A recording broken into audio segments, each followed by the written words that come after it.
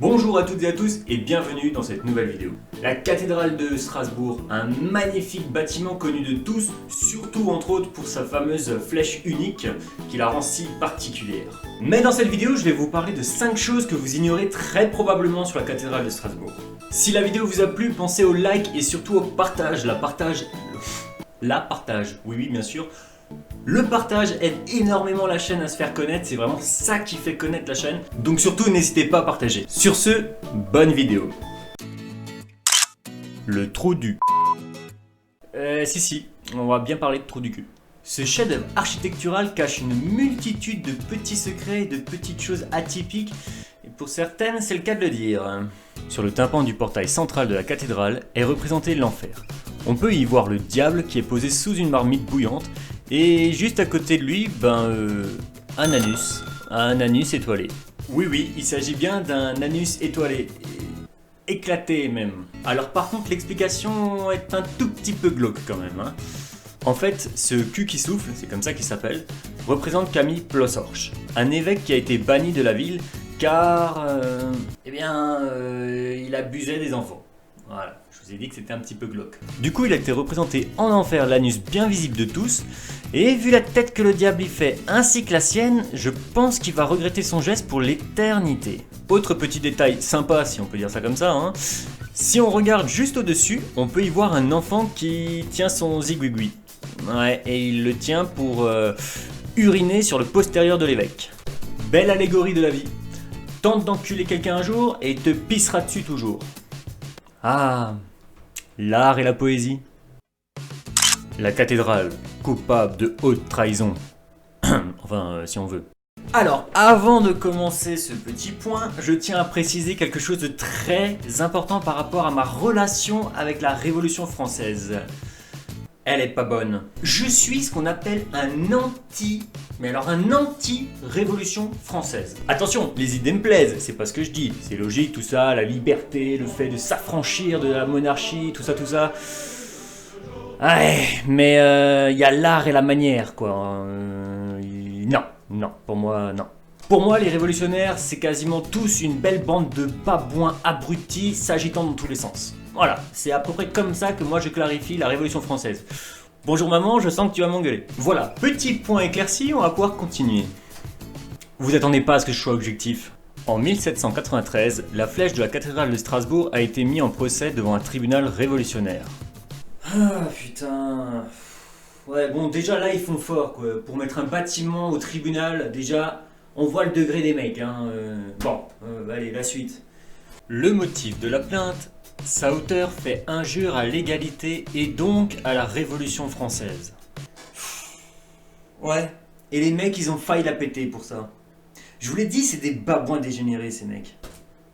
La flèche de la cathédrale doit son salut à la ruse d'un certain Stulzer, maître serrurier, qui a convaincu les républicains de coiffer le clocher d'un bonnet phrygien géant pour, je cite, vanter les vertus de la Révolution jusqu'en Allemagne.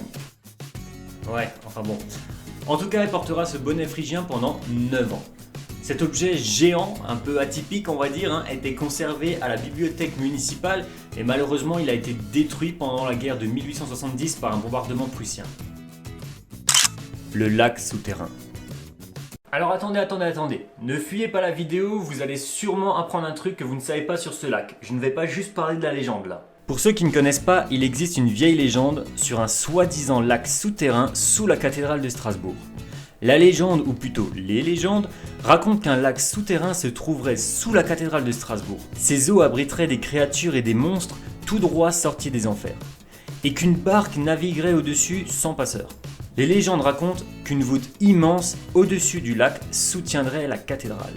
Pendant très longtemps et jusqu'à nos jours, ces légendes étaient des petites fables racontées aux enfants.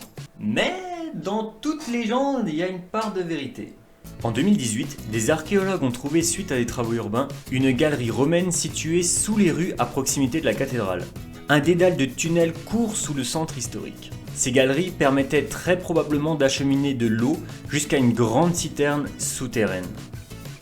Et c'est là que la légende rejoint la réalité. Ces fameuses légendes qui racontent une histoire de ce lac souterrain de génération en génération est en fait simplement une histoire oubliée du passé par rapport à cette ancienne réserve romaine. Le mystérieux rayon vert. Alors là, en l'occurrence, il s'agit bien d'un secret, et même pour les conservateurs de la cathédrale de Strasbourg. En 1972, un nettoyage de vitrail permet à Maurice Rossard de découvrir un mystérieux rayon vert qui n'apparaît que pendant les équinoxes. Ce rayon vert passe à travers le pied de Judas et vient illuminer la tête du Christ de la chair. J'ai d'ailleurs fait une vidéo sur le sujet, elle ne dure que 3 minutes 37, donc elle est très courte, je vous laisse aller la voir. Et je serais bien curieux de savoir quel autre secret est caché derrière ces vitraux. Un regard hautain. La cathédrale de Strasbourg est haute, très haute. Et si vous insinuez le contraire, c'est que vous n'avez jamais gravi ces 330 marches. 330 marches. Pour vous donner une idée que sa hauteur était l'une de ses caractéristiques qui frappaient le plus à l'époque, elle était le bâtiment le plus haut du monde. Et c'est pour dire, du haut de ses 142 mètres de haut, elle est plus haute que la pyramide de Khéops, de 3 mètres. Des trucs pointus là. Et oui, on dirait pas comme ça, hein, mais en fait elle est plus haute de 3 mètres. Les Égyptiens de l'Ancien Empire, ils sont rien face aux Alsaciens.